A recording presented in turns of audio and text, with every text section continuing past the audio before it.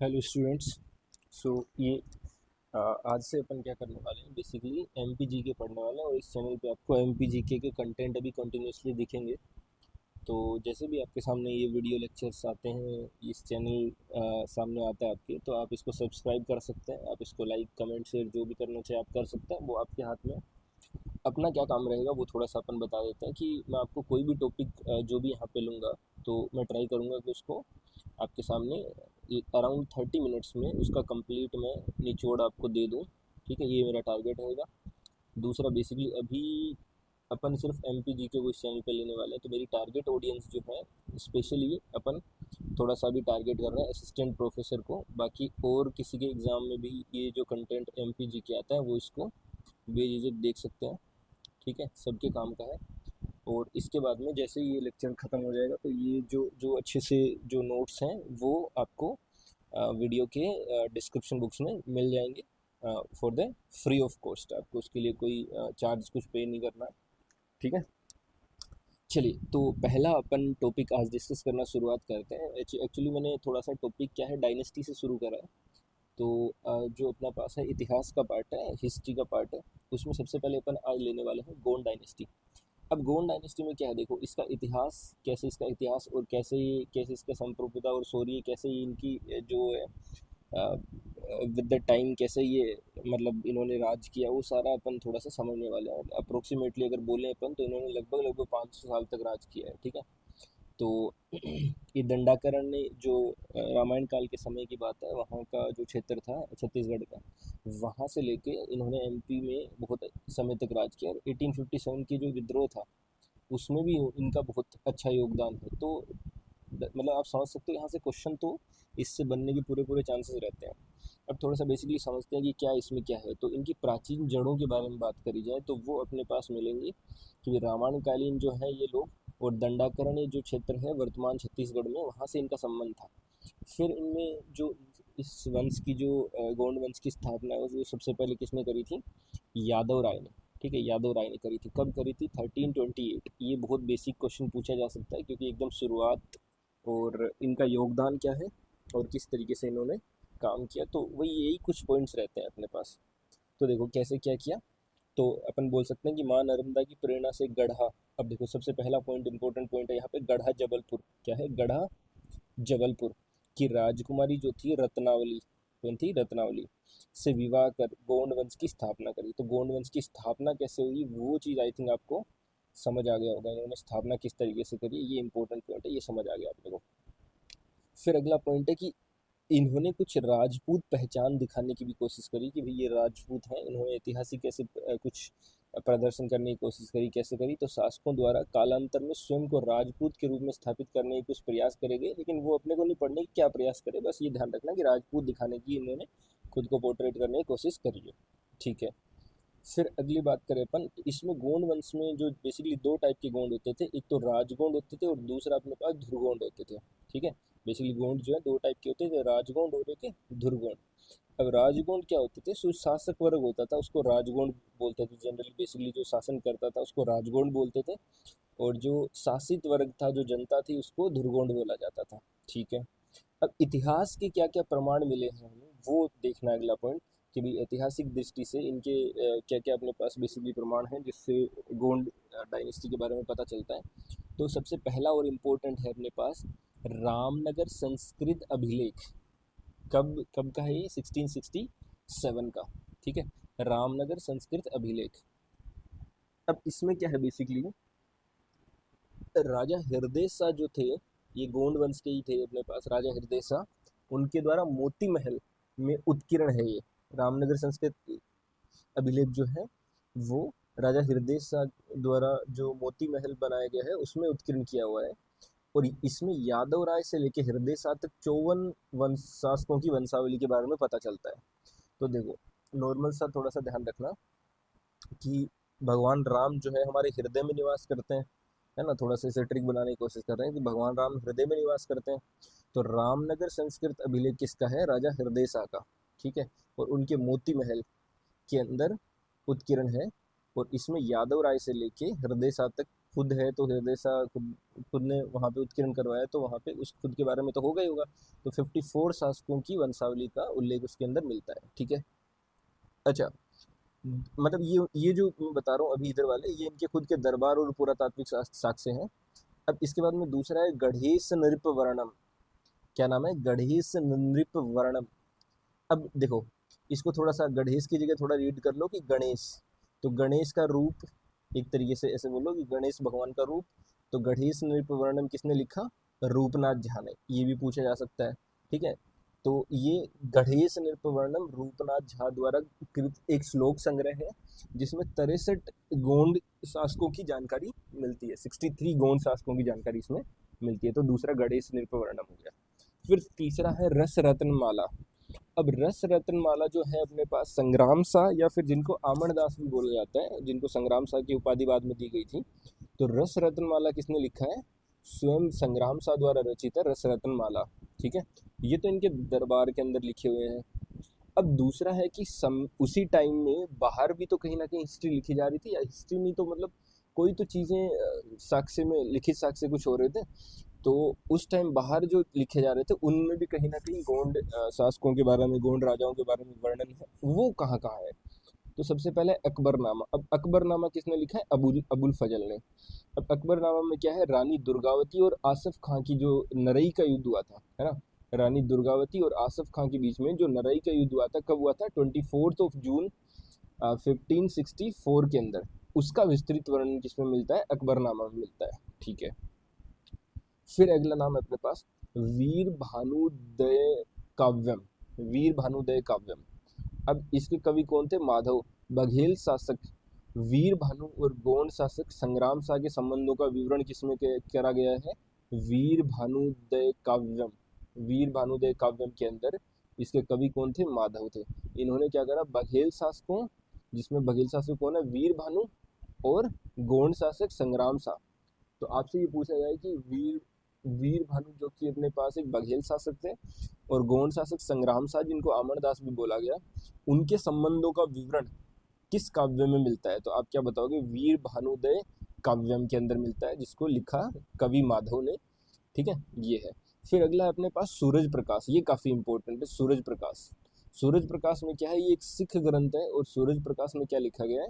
राजा अर्जुन दास के समय गुरु नानक देव जो थे, उनका आगमन यहाँ पे जो गोंडवाना क्षेत्र था, गोंड डायनेस्टी थी, वहाँ पे इनका आगमन हुआ था। किसका? गुरु नानक देव का। ठीक है। सूरज प्रकाश जो है वो अ, सिख ग्रंथ है बेसिकली, है ना। तो ये ध्यान रखना कि अर्जुन दास के समय, और उस टाइम जो गोंड शासक कौन थे? अर्जुन दास। तो ये पूछा जा सकता है कि राजा अर्जुन दास के समय गुरु नानक देव का जो आगमन है वो गोंडवाना क्षेत्र में हुआ था। तो वो उसके लिखित साक्ष्य कहाँ से मिलते हैं अपने को? तो सूरज प्रकाश से मिलते हैं। ठीक है। अगला पॉइंट है मेरे पास, ब्रिटिश दस्तावेज में भी कहीं कहीं मिलता है। तो ब्रिटिश दस्तावेज में स्पेशली एक है अपने पास कर्नल स्लीमन जो है, उनकी एक डायरी है, उसके अंदर लिखा हुआ कि 1820 में जबलपुर गवर्नर के सहायक द्वारा संस्थापक यादव राय से अंतिम शासक सुमेर शाह तक का कार्मिक वर्णन यहाँ पे मिलता है। ठीक है। तो ब्रिटिश दस्तावेज में कहाँ से मिलता है? कर्नल स्लीमन की डायरी से। कर्नल स्लीमन की डायरी से। कब? 1820 में जबलपुर गवर्नर, 1820 जबलपुर के जो गवर्नर थे, सहायक द्वारा संस्थापक यादव राय से लेके और अंतिम सुमेर शाह, मतलब इसमें तो स्टार्टिंग से लेके एंड तक सुमेर शाह तक मिलता है। ठीक है। तो ये थोड़ा सा मतलब इतिहास में कहाँ कहाँ क्या क्या मिलता है। अब देखो इसके अंदर क्या है अपने पास, किस तरीके से उन्होंने क्या कुछ किया है, तो उसके बारे में देखो। सबसे पहले एक है हमारे पास इधर लिखा हुआ कि संग्राम शाह जो है, अब संग्राम शाह को आप सबको पता है, संग्राम शाह को किसकी उपाधि दी गई थी? सॉरी, संग्राम शाह को अमरदास को संग्राम शाह की उपाधि दी गई थी। इनका नाम तो था अमरदास, लेकिन इनको उपाधि किसकी दी गई थी? संग्राम शाह ने। किसने दी थी वो भी बात करेंगे। तो इन्होंने क्या, रस रत्न माला जो है वो गोंड साम्राज्य के सबसे प्रतापी शासक का स्वयं ग्रंथ है, इनका खुद का ग्रंथ है। तो आपको पूछा जाए कि रस रत्न माला जो है वो किस गोंड शासक ने मतलब लिखा है, तो किसने लिखा है? संग्राम शाह, या फिर आप अमरदास भी बोल सकते हैं। ठीक है। बेसिकली ये पॉइंट ध्यान रखना है। ठीक है। ये तो संग्राम शाह के बारे में छोटा सा पॉइंट हो गया। फिर हृदय शाह। अब हृदय शाह जो है वो, उन्होंने भी दो रचनाएं लिखी हैं। एक है हृदय कौतुक और दूसरी है हृदय प्रकाश। तो आपको पूछा जाए हृदय कौतुक और हृदय प्रकाश किसके द्वारा रचित रचनाएं हैं, तो हृदयसा द्वारा। और बेसिकली हृदयसा जो है संगीत और कला के क्षेत्र के विद्वान थे, और इनके इनके काल में जो गोंडवाना क्षेत्र था एमपी का, उसके उसमें संगीत और जो कला का जो क्षेत्र है उसमें काफ़ी मतलब उल्लेखनीय मतलब अच्छे प्रभाव देखे गए उसमें। ठीक है। अब इनमें जो दरबारी विद्वान थे और उनकी जो कृतियां हैं वो क्या क्या है, तो एक अपन ने देखी थी कि गणेश नृपवर्णनम किसकी है, रूपनाथ झा की। गणेश नृपवर्णनम किसकी है, रूपनाथ झा की। ठीक है। फिर एक और है अपने पास कि गजेंद्र मोक्ष काव्य, ये किसकी है, लक्ष्मी प्रसाद दीक्षित की। गजेंद्र मोक्ष काव्य किसकी है, लक्ष्मी प्रसाद दीक्षित की। फिर है हमारे पास संग्राम शाही विवेक दीपिका और दिव्य निर्णय। देखो ये थोड़ा सा मतलब नाम भी थोड़ा सा लंबा है, लेंथी है, तो थोड़ा सा इसको आराम से पढ़ना है कि इतना इतना नाम एक साथ पढ़ो, संग्राम शाही विवेक दीपिका। अब दीपिका है और फिर क्या है, दीपक है, तो दिव्य निर्णय होंगे। तो संग्राम शाही विवेक दीपिका और दिव्य निर्णय ये किसने लिखी, दामोदर ठाकुर ने। दामोदर ठाकुर ने, इसका ध्यान रखना है। फिर ये काफ़ी इंपॉर्टेंट है, इधर वाली जो है अपने पास, ये क्या है कि सर्वदेश वृत्तांत और तिथि तत्व चिंतामणि जो है, ये इंपॉर्टेंट है, कई बार एग्जाम में पूछी जाती है ये तिथि तत्व चिंतामणि। तो तिथि तत्व चिंतामणि हो या फिर अपने पास एक दूसरी है सर्वदेश वृत्तांत, ये दोनों किसने लिखी है, महेश ठाकुर ने। ठीक है। सर्वदेश वृत्तांत और तिथि तत्व चिंतामणि किसने लिखी है, महेश ठाकुर ने। ठीक है। फिर हमारे पास है पद्मनाथ भट्टाचार्य की जो लिखी हुई है वो है दुर्गावती प्रकाश। अब देखो प्रकाश कब होगा जीवन में, जब आचार्य आएंगे, आचार्य मतलब भट्टाचार्य। ठीक है। तो ऐसे याद रख सकते हो कि दुर्गावती प्रकाश जो किसके द्वारा रचित है, पद्मनाथ भट्टाचार्य। ठीक है। अगला पॉइंट है रस मंजरी। रस मंजरी किसके द्वारा रचित है, वो है भानुदत्त मिश्र। रस मंजरी किसने लिखी है, भानुदत्त मिश्र ने। भानुदत्त मिश्र ने। ठीक है। अब दूसरा हमारे पास कि यहाँ पे इनके काल में कौन कौन सी राजधानियाँ बनी थी, तो राजधानियों में सबसे पहले जो है वो गढ़ा जबलपुर राजधानी बनी थी। ठीक है। अब गढ़ा जबलपुर के संस्थापक कौन थे, किसने बनाया था, तो सबसे पहले पता अपने को आदि पुरुष कौन थे इसके, गोंड डायनेस्टी के, तो दलपत शाह। तो दलपत शाह ने जो है वो गढ़ा जबलपुर को अपनी राजधानी बनाया था, राज्य का प्रारंभिक केंद्र बना था। ठीक है। जिसके नाम पर गढ़ा राज्य ये कहलाया था। ठीक है। फिर यहाँ से क्या हुआ, ये गढ़ा जबलपुर से ये राजधानी जो है ये यहाँ पे चलेगी अपने पास सिंगोरगढ़। अब सिंगोरगढ़ में क्या है अपने पास कि दलपत शाह द्वारा सैन्य विस्तार और सामरिक सुरक्षा के लिए राजधानी का बदलाव किया गया। तो आपसे ये पूछा जाएगा कि जो राजधानी है उसको गढ़ा जबलपुर से सिंगोरगढ़ किसने स्थानांतरित किया, तो इसका नाम याद रखना आपको, ये किसने किया काम, ये काम किया दलपत शाह ने। ये नाम याद रखना, दलपत शाह ने किया। ठीक है। अब सिंगोरगढ़ से कहाँ जाएगी राजधानी, चौरागढ़। तो चौरागढ़ किसने बनाई, ये रानी दुर्गावती ने। ठीक है। ये कौन थी, रानी दुर्गावती ने चेंज किया, दुर्गावती ने चेंज किया। ठीक है।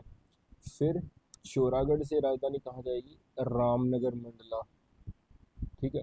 ये काम किसने किया, हरदेसा। किसने किया, हरदेसा। तो ये काम किया हरदेसा ने, ये याद रखना।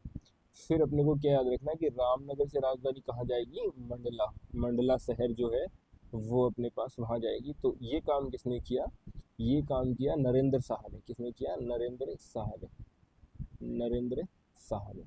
देखो ये काम सबसे पहले गढ़ा जबलपुर तो हमें पता ही है कि दलपत शाह ने बनवाया था। अब गढ़ा जबलपुर से सिंगोरगढ़ दमोह कौन लेके गया, सिंगोरगढ़ दमोह दमोह दमोह मतलब दैसे दमोह, दैसे दलपत शाह। तो सिंगोरगढ़ दमोह कौन लेके गया, दलपत शाह। फिर वहां से दुर्गावती। अब दुर्गावती ने देखो चोरों को भगाया था, सबको मारा था, एक तरीके से ऐसे बोल सकते हैं अपन। तो दुर्गावती ने राजधानी को कहाँ लेके गए, चौरागढ़ नरसिंहपुर में। ठीक है। अच्छा। फिर चौरागढ़ नरसिंहपुर से रामनगर मंडला। अब राम कहाँ रहते हैं, हृदय में। ठीक है।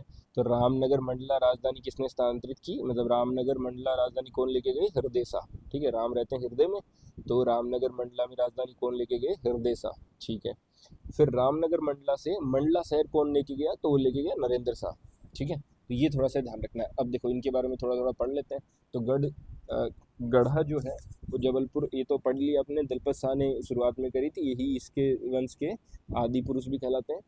फिर हमारे पास दलपत शाह जो है उन्होंने सिंगोरगढ़ लेके गए और सैन्य विस्तार और राजधानी सुरक्षा में बदलाव किया, इसके लिए करा। अब रानी दुर्गावती द्वारा मुगलों के बढ़ते खतरे के बीच एक अभेद्य दुर्ग की आवश्यकता थी, इसलिए वो सिंगोरगढ़ से कहाँ लेके गए, चौरागढ़। और उनके आई थिंक यहाँ पे सिंगोरगढ़ में उनके पति की भी मृत्यु हो गई थी, तो फिर अपने बेटे और वो सब के लिए राजधानी उन्होंने चेंज कर ली और चौरागढ़ लेके चले गए। फिर चौरागढ़ से राजधानी जाएगी रामनगर मंडला। ये कौन लेके गए, हृदयसा, और हृदय में राम होता तो हृदयसा द्वारा लेके गए। और क्यों लेके गए, बुंदेला आक्रमण उनसे बचकर नया सुरक्षित केंद्र बनाया इन्होंने, कहाँ पे, रामनगर मंडला में। फिर मंडला शहर के अंदर कौन लेके गए, नरेंद्र शाह द्वारा। महाराजा छत्रसाल के भय से, किसके भय से, महाराजा छत्रसाल के भय से अंतिम स्थानांतरण और मंडला दुर्ग का निर्माण किन्होंने कराया, नरेंद्र शाह ने करवाया। और वहाँ पे ये फिर अंतिम राजधानी यहीं पे थी। ठीक है, अब देखो गोंडवाना का स्वर्ण युग, शासक संग्राम शाह का चरमोत्कर्ष। अब संग्राम शाह के बारे में थोड़ा सा पढ़ते हैं, जिनको अमरदास भी बोला गया। अब इनकी उपाधियाँ क्या है, स्थापत्य कला है, क्या क्या इनको बोला गया। तो देखो संग्राम शाह का जो पहली तो टाइम पीरियड ध्यान रखना है, 1510 से लेके 1543 के बीच में, 1510 से लेके 1543 के बीच में इन्होंने राज किया, और इन्हीं के राज को गोंडवाना का स्वर्ण युग बोला जाता है। ठीक है, अच्छा इनकी उपलब्धियाँ और कूटनीति क्या थी, तो ये इन्होंने अपने टाइम पे पुलत्स्य वंशी जो सिक्के हैं उन पे खुद को पुलत्स्य वंशी बोला, तो वो सिक्के उत्कीर्ण करवाए थे। ठीक है, और इनको शाह की उपाधि जो है वो इब्राहिम लोदी ने इनको शाह की उपाधि दी थी। ठीक है, शाह की उपाधि। फिर है संग्राम शाह। तो अब संग्राम शाह जो है इनको गुजरात के बहादुर शाह द्वारा रायसेन अभियान में सहयोग के कारण इनको संग्राम शाह की उपाधि दी। तो नॉर्मल शाह की उपाधि तो इनको किन्होंने दी, इब्राहिम लोदी ने। और अगर ये बोला जाए कि आमणदास जो है, इनका एक्चुअल नाम क्या था, आमणदास, ये नाम था, ये रहा यहाँ पे, एक्चुअल नाम इनका था आमणदास। तो आमणदास को अगर पूछा जाए कि नॉर्मल शाह की उपाधि किसने दी, तो इब्राहिम लोदी ने। लेकिन संग्राम शाह की उपाधि किसने दी, तो वो दी थी गुजरात के बहादुर शाह ने। क्यों दी, रायसेन अभियान में इन्होंने बहादुर शाह का सहयोग किया था, उसके उपलक्ष्य में दी थी। ठीक है, फिर स्थापत्य कला क्या क्या इनकी, तो संग्राम शाह झील है अपने पास, बाजना मठ है, बटुक भैरव मंदिर है, चौरागढ़ किला है, सिंगोरगढ़ किला है। तो ये सारी इनकी स्थापत्य कला इनके टाइम की, इनका योगदान है इसके अंदर। क्या क्या है, संग्राम सागर झील है, बाजना मठ है, बटुक भैरव मंदिर है, चौरागढ़ किला है, सिंगोरगढ़ किला है। ठीक है, और 52 गढ़ों का साम्राज्य होने के कारण सीमन के अनुसार साम्राज्य 52 गढ़ों में विभाजित था, अतः इन्हें 52 गढ़ाधिपति भी कहा जाता है। तो 52 गढ़ाधिपति किसको कहा जाता है, आमणदास या फिर संग्राम शाह को। विस्तार इनका कहाँ से कहाँ था, तो उत्तर में पन्ना, पन्ना से लेकर दक्षिण में चांदा तक था, पश्चिम में छिंदवाड़ा से पूर्व में बिलासपुर तक था। ठीक है, ये इनका विस्तार क्षेत्र था। अब हमारे पास है अगले दलपत शाह। अब दलपत शाह ने क्या किया था, 1543 से 1550 के बीच में कूटनीति और नया सवेरा इनके टाइम पे आया था दलपत शाह के। अब क्या क्या देखो, 1542 में कालिंगर के चंदेल शासक कीरत सिंह की पुत्री, मतलब जो है थी अपने पास रानी दुर्गावती। तो बेसिकली ये ध्यान रखना, जो रानी दुर्गावती थी वो कहाँ की थी, बेसिकली कालिंगर के चंदेल शासकों की कीरत सिंह की पुत्री थी, कीरत सिंह की, क्योंकि दुर्गावती अपने काफ़ी इम्पोर्टेंट है, तो इसका ध्यान रखना है। इनके साथ में 1542 में दलपत शाह ने विवाह किया। इस विवाह ने गोंड राज्य को राजपूतों के समकक्ष सामाजिक और रणनीतिक मान्यता दिलाई। ठीक है, तो गोंड शाह से एक तरीके से उधर चंदेलों के साथ में जुड़ गए। अब यहाँ पे क्या हुआ, सबसे पहले जैसे ये विवाह किया, वैसे ही विवाह करते ही क्या किया, अपने जो दलपत शाह थे इन्होंने जो राजधानी थी वो गढ़ा से उसको कहाँ कर दिया, सिंगोरगढ़ कर दिया, दमोह कर दिया। ठीक है, सिंगोरगढ़ कर दिया, दमोह कर दिया, दमोह के अंदर सिंगोरगढ़ है वहाँ पे। फिर क्या हुआ, अपने पास प्रशासनिक नेतृत्व जो है वो आधार कायस्थ को, यहाँ पे इनका जो सेनापति था एक तरीके से आधार नाम से, आधार सिंह, तो आधार कायस्थ को प्रधानमंत्री नियुक्त कर दिया गया यहाँ पे एक तरीके से। ठीक है, और दरबारी संरक्षक जो थे विद्वान यहाँ पे महेश ठाकुर थे, जिनकी अभी ऊपर अपन ने कृतियाँ वगैरह देखी थी, कुछ रचित काव्य देखे थे। और तो महेश ठाकुर केशव लोंगाक्षी और संत कपूर बाबा को दरबार में आश्रय इन्होंने दिया, ताकि ये इनके बारे में कुछ कुछ लिखते रहें और फिर वो आगे आने वाले लोगों के लिए पढ़ने को मिले, तो मतलब इनके बारे में जानने को मिले, तो इसलिए। अब इनके बाद में दलपत शाह की एक तरीके से मृत्यु होने के बाद में जो शासन है वो दलपत शाह के बेटे और रानी दुर्गावती के बेटे के बेटे को मिलने वाला था, लेकिन वो क्या उनकी उम्र काफ़ी छोटी थी। तो रानी दुर्गावती ने सरंक्षिका की तरह कार्य किया कम से कम 1550 से लेकर 1564 के बीच में, 1552 1564 के बीच में। इनका अदम्य योद्धा और कुशल शासिका ये रही थी। अब इसने क्या क्या किया वो देखते हैं। देखो तो शासन का आधार क्या रहा इनकी, मतलब शासन कैसे आया रानी दुर्गावती के हाथ में। तो पति की मृत्यु के बाद में अल्पवयस्क पुत्र वीर नारायण, इनका जो दलपत शाह और रानी दुर्गावती था उनके पुत्र का नाम था वीर नारायण, जिनका जन्म 1545 में हुआ था। ठीक है, कि सरंक्षिका मतलब 5 साल के थे जब 1550 में दलपत शाह की मृत्यु हुई तब। तो उनकी सरंक्षिका के रूप में कमान संभाली किसने, रानी दुर्गावती ने। और इन्होंने अपनी नई राजधानी चौरागढ़ बनाई, ये इंपॉर्टेंट है। नई राजधानी रानी दुर्गावती ने क्या बनाई, चौरागढ़। ठीक है, अच्छा, सिंगौरगढ़ से चौरागढ़ बना दिया इन्होंने। फिर क्या किया इन्होंने कि सैन्य और प्रशासनिक ढांचा किस तरीके से संभाला। तो सेनापति जो थे वो आधार सिंह कायस्थ थे, जो पहले प्रधानमंत्री थे, और अभी प्रधानमंत्री किसको बना दिया गया, वामन ठाकुर को। और विश्वस्त सहायिका जो थी इनकी, जो दासी थी, उसका नाम था चेरी। ठीक है, फिर शाही प्रतीक और सम्मान जो है उसमें अगर अपन बोलें तो सरमन जो है इनका, ये जो हाथी है, ये जो वाइट हाथी होता था इसका नाम है सरमन, सफ़ेद हाथी था ये। मुगलों की ईर्ष्या का कारण ये हाथी बना था। और आधुनिक सम्मान जो है अक्टूबर 2024 में 500वीं जयंती इनकी मनाई गई है रानी दुर्गावती की। और 500 रुपये का सिक्का व डाक टिकट भी इनके नाम पे जारी हुआ है अभी 2024 में। और रानी दुर्गावती विश्वविद्यालय 1956 से जबलपुर में चल रहा है। ठीक है, तो ये है रानी दुर्गावती। फिर अपने पास अगला पॉइंट है कि नरई का युद्ध जो है वो कब हुआ था, 24 जून 1564। ये डेट हमें याद रखनी है। नरई का युद्ध की डेट है 24 जून 1564, 24 जून 1564। अब युद्ध का कारण क्या था कि अकबर जो है, अकबर की विस्तारवादी नीति और रानी ने उनका प्रिय सफ़ेद हाथी और सेनापति आधार सिंह जो थे वो दिल्ली भेजने की मतलब के लिए बोला अकबर ने। तो रानी ने क्या मना कर दिया कि मैं तो नहीं भेजूंगी दिल्ली अपना हाथी और ये आधार सिंह जो है वो सेनापति। लड़ाई के लिए उन्होंने मांगा था लेकिन इन्होंने देने से मना कर दिया। तो जब मना करा तो क्या हुआ, फिर लड़ाई तो होनी थी। तो लड़ाई हुई तो क्या हुआ, रानी ने जो सूबेदार आसफ खां है की सेना का सामना किया, मुगल सेनापति नाजिर मोहम्मद को तो पराजित कर दिया। और गौंड सेनापति अर्जुन दास क्या है उसमें, गौंड सेनापति अर्जुन दास उसमें शहीद हो गए। ठीक है, अब मुगलों का तोप खाना, मुगलों की विशाल तोप खाने वाली सेना ने गोंड सेना को पूरी तरह से घेर लिया। मतलब मुगलों ने गोंडों को पूरी तरह से घेर लिया। और ये सब देख के रानी दुर्गावती को पता चल गया था कि अभी अपनी मतलब अभी ये नहीं छोड़ेंगे, अपने को मारेंगे। तो सर्वोच्च बलिदान दिया उन्होंने। कैसे, पराजय और बंदी बनाना सुनिश्चित जानकर, ये पता चल गया कि पराजय होगी और बंदी बनाएंगे भी। तो ये सोचकर, ये देखकर रानी दुर्गावती ने 24 जून 1564 को रानी ने स्वयं को कटार घोंपकर आत्म बलिदान दे दिया। ठीक है, अच्छा, विरासत क्या है, रानी की समाधि जो आज भी नरई जबलपुर में, जो कि बरगी डैम से 20 किलोमीटर दूर है, वहाँ पे स्थित है।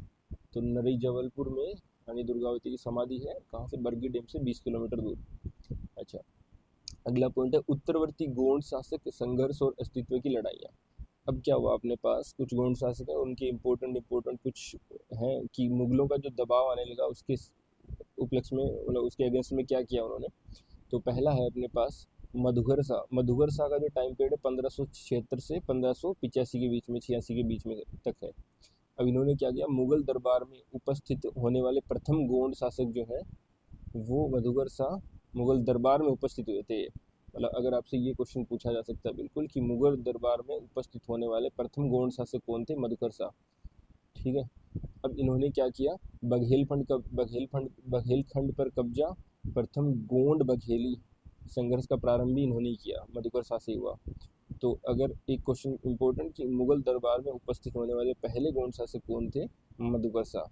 इसके बाद में आए थे प्रेम शाह, 1586 से 1626 तक। ओरछा के जुझार सिंह बुंदेला, ओरछा के जुझार सिंह बुंदेला का चौरागढ़ पर घातक आक्रमण किया और प्रेम शाह की हत्या हो गई। ठीक है, तो प्रेम शाह को किसने मारा, ओरछा के जुझार सिंह ने। ठीक है, फिर हृदय शाह ने क्या किया, बुंदेला आक्रमण से बचकर रीवा के अनूप सिंह के यहाँ शरण ले ली थी। किसने? हृदय शाह ने। रीवा के अनूप सिंह के यहाँ शरण ले ली थी और राजधानी रामनगर स्थानांतरित करी थी। ठीक है, रामनगर स्थानांतरित करी थी किसने? हृदय शाह ने। और हृदय शाह का टाइम पीरियड क्या है? लगभग फिर 1626 से 1676 में। फिर हृदय शाह के बाद में लास्ट में कौन आते हैं? नरेंद्र शाह। इन्होंने क्या करा कि फतेहपुर युद्ध में, नरेंद्र शाह के टाइम पे हुआ था फतेहपुर युद्ध में, पहाड़ सिंह बुंदेला से हार गए थे और बाद में केतु गांव युद्ध में उसे मारकर रामनगर इन्होंने अपनी राजधानी जो है रामनगर वापस ले लिया था। और अंततः जो है राजधानी कहाँ? मंडला शहर इन्होंने स्थानांतरित कर दी थी। किन्होंने? नरेंद्र शाह ने। 1687 से 1731 तक लगभग 50 साल तक इनका शासन रहा था। तो पहले फतेहपुर युद्ध में तो पहाड़ सिंह से हार गए थे ये बुंदेला में, और उसके बाद में केतु गांव युद्ध में उनको वापस हरा के रामनगर वापस ले लिया था। ठीक है, वापसी और कलात्मक संरक्षण क्या क्या रहा है उसके बारे में देख लेते हैं। देखो, तो हृदय शाह के रामनगर की वास्तुकला, बुंदेला आक्रमण के बाद रामनगर मंडला को नई संस्कृति राजधानी बनाया गया। हृदय शाह स्वयं एक महान संगीतज्ञ थे। ठीक है, कला के ये काफ़ी शौकीन से हृदय शाह। तो रामनगर दुर्ग इन्होंने बनाया हृदय शाह ने। मोती महल इन्होंने बनाया, इंपॉर्टेंट है, जिसमें 54 राजाओं की वंशावली अभिलेखित है। राय भगत की कोठी भी इन्होंने बनाया। ठीक है, रामनगर दुर्ग हो गया, मोती महल हो गया, राय भगत की कोठी हो गया। फिर बघेलन महल व दल बादल महल ये भी इन्होंने बनाए। किसने? हृदय शाह ने। फिर नरेंद्र शाह की मंडला वास्तुकला, इसमें क्या है कि रणनीतिक कारणों से नरेंद्र राजधानी जो है वो मंडला स्थानांतरित कर नर्मदा नदी से घिरे हुए अभेद्य दुर्ग का निर्माण किया। और दुर्ग का नाम क्या है? मंडला दुर्ग, जो कि त्रिकोणीय दुर्ग है। तो मंडला दुर्ग का जो निर्माण है वो किसने किया? नरेंद्र शाह ने। एट द एंड जो राजधानी है वो मंडला शहर स्थापित करके मंडला दुर्ग का निर्माण किया, जो कि अपने पास नर्मदा नदी से घिरा हुआ है। ठीक है, अभेद्य किला है एक तरीके से। फिर है अंधकार युग और साम्राज्य का पतन किस तरीके से हुआ। तो है महाराजा शाह जो है 1731 से 1741 के सम्मान के लिए अग्नि समाधि, भोपाल के नवाब की मदद से आंतरिक पानपटिया विद्रोह, कौन सा विद्रोह? पानपटिया विद्रोह का दमन किया। 1741 में मराठा पेशवा बालाजी विश्वनाथ के आक्रमण में पराजित होने पर अपमान सहने की बजाय अग्नि समाधि लेकर प्राण त्यागे। किसने? महाराज शाह ने। तो इसी तरीके से इनका तो एक तरीके से अंत होता हुआ दिखा इस टाइम महाराज शाह के टाइम पे, और फिर पतन होता हुआ दिखा इस साम्राज्य का। फिर क्या है? सुमेर शाह अंतिम शासक कौन है? सुमेर शाह, जो कहाँ से कहाँ 1804 से 1818 के बीच में रहे थे सुमेर शाह। अब सुमेर शाह ने क्या किया? 1782 के मानगढ़ के युद्ध, 1782 में मानगढ़ के युद्ध में पेशवा प्रतिनिधि विसाजी चांदोरकर से पराजय हो गए। किससे? पेशवा जो थे पेशवा के प्रतिनिधि थे विसाजी चांदोरकर से पराजित हो गए। कौन? सुमेर शाह। और इसी के साथ में दमोह जेल में इनको कैद कर दिया गया, और इसी के साथ में ये गोंड डायनेस्टी एक तरीके से इनका साम्राज्य इस तरीके से खत्म होता है। और 1818 में ब्रिटिश आधिपत्य यहाँ पे आ जाता है, और मराठों के पतन के साथ ही सदियों पुरानी स्वतंत्र गोंड रियासत पर अंग्रेजों का पूर्ण अधिकार यहाँ पे हो जाता है। ठीक है, 1857 की क्रांति, गढ़ा मंडला का बलिदान। अब देखो 1857 में भी गढ़ मंडला का जो बलिदान है वो काउंट होता है। उसमें क्या क्या है देखो, विद्रोह का नेतृत्व है। तो अंतिम शासक जो सुमेर शाह थे उनके पुत्र, अब देखो अंतिम शाह सुमेर शाह के पुत्र थे शंकर शाह और उनके पुत्र रघुनाथ शाह। ठीक है, तो सुमेर शाह के बेटे थे शंकर शाह और रघुनाथ शाह। अब ये हमें पता है कि सुमेर शाह का जो शासन है वो 1818 में ख़त्म हो चुका था। उसके बाद भी उसके जो बेटे थे शंकर शाह और उसका बेटा था रघुनाथ शाह ने मातृभूमि की स्वतंत्रता के लिए विद्रोह का बिगुल फूका था। ठीक है, धोखाधड़ी। अब इसमें क्या है, खुसल चंद्र और भद्द सिंह की गद्दारी, खुसल चंद्र और भद्द सिंह की गद्दारी के कारण ब्रिटिश अधिकारी कैप्टन क्लार्क ने दोनों को गिरफ्तार कर लिया। किसको? शंकर शाह और उसके बेटे रघुनाथ शाह। और शंकर शाह जो है सुमेर शाह का बेटा था और रघुनाथ शाह शंकर शाह का बेटा था। अब इसी की पार्टी के जो लोग थे खुशाल चंद्र और भद्द सिंह, इनकी गद्दारी के कारण ब्रिटिश अधिकारी जो है वो कैप्टन क्लार्क, इन्होंने दोनों बाप बेटे को शंकर शाह और रघुनाथ शाह को गिरफ्तार कर लिया। अब गिरफ्तार करने के बाद क्या करा इन्होंने कि यहाँ पे तोप के सामने रखकर 18 सितंबर 1857 को 18 सितंबर 1857 में इनको बाप बेटे को दोनों को तोप के सामने रखकर उनको उड़ा दिया। कैसे कि पिता और पुत्र को दोनों को तोप के मुंह से बांध कर उड़ा दिया। परिणाम शंकर शाह की पत्नी फूल कुंवारी, ठीक है, ने हार नहीं मानी और अंग्रेजों के खिलाफ गुरिल्ला युद्ध जारी रखा। मतलब शंकर शाह की जो बीवी थी, पत्नी थी, उन्होंने गुरिल्ला पद्धति का फिर से आगे यूज किया और फूल कुंवारी ने फिर आगे योगदान दिया, उनका भी योगदान रहा है। ठीक है, तो शंकर शाह के बेटे रघुनाथ शाह और उनकी पत्नी फूल कुंवारी का काफ़ी अच्छा योगदान रहा है 1857 के विद्रोह में। रामगढ़ का अंतिम महासमर रानी अवंतीबाई लोधी। अब एंड में क्या है सबसे, कि रानी अवंतीबाई लोधी यहाँ पे आई है। दुर्गावती का तो अपन ने पहले पढ़ लिया। अब 16 अगस्त 1831 को जन्मी इनके जो पति थे विक्रमजीत सिंह, अवंतीबाई के पति कौन थे, विक्रमजीत सिंह, के निधन के बाद रामगढ़ की कमान किसने संभाली, रानी अवंतीबाई लोधी ने। ठीक है, यहाँ पे लोधी वंश चल रहा था। तो खेरी का युद्ध, रानी अवंतीबाई लोधी के टाइम में उन्होंने खेरी का युद्ध लड़ा। कब, 23 नवंबर 1857 को। रानी ने ब्रिटिश अधिकारी वाडिंगटन की सेना को बुरी तरह पराजित किया और खदेड़ दिया यहाँ से। कब, 23 नवंबर 1857 को। ये कौन सा युद्ध था, खेरी का युद्ध। तो खेरी के युद्ध में अंग्रेजों के खिलाफ में वाडिंगटन की जो सेना थी उसको रानी अवंतीबाई ने पराजित कर दिया गया।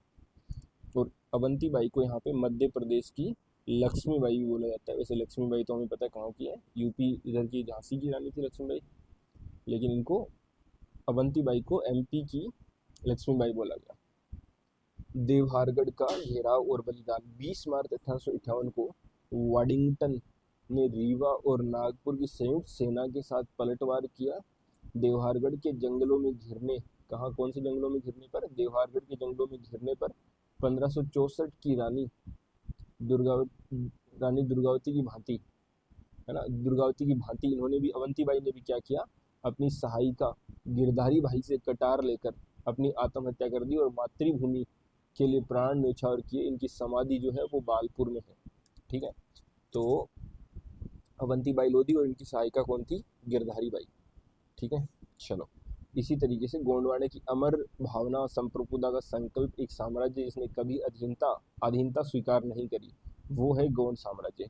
अगर संक्षिप्त में थोड़ा सा मैं आपको बताऊं क्या क्या हुआ, तो 1564 में इस तरीके से चौरागढ़ मुगलों के समक्ष झुकने के बजाय रानी दुर्गावती का कटार बलिदान, ये याद रखा जाता है। ठीक है, और फिर हमारे पास 1764 में मंडला मराठा पेशवा के पराजय के बाद अपमान से बचने के लिए महाराज शाह की अग्नि समाधि ले ली थी 1741 में। और 1858 में रामगढ़ जो है वहाँ पे ब्रिटिश शासन से घिरने पर रानी अवंतीबाई का कटार से अंतिम बलिदान देखा गया। और इसी तरीके से 1328 में यादव राय द्वारा स्थापित यह रियासत केवल 52 गढ़ों का भौगोलिक साम्राज्य नहीं है, बल्कि यह जल, जंगल, जमीन और आत्म सम्मान की रक्षा के 500 वर्षों का एक जीवंत ताम्रपन है। तो ये थोड़ा सा यहाँ पे जो जो इम्पोर्टेंट बातें बताई आपको ध्यान रखना, फिर क्वेश्चन इसी पे मैं कराऊंगा तो और चीज़ें क्लियरिटी आती जाएगी, है ना। चलिए, ठीक है, ओके, मिलते हैं फिर अगले किसी लेक्चर में किसी अच्छे टॉपिक के साथ में। और आई होप कि ये गोंड साम्राज्य की कथा आपको समझ आई है, थोड़ी सी अच्छी लगी होगी। तो ये नोट्स में ऐड कर दूँगा डिस्क्रिप्शन बॉक्स में। Thank you very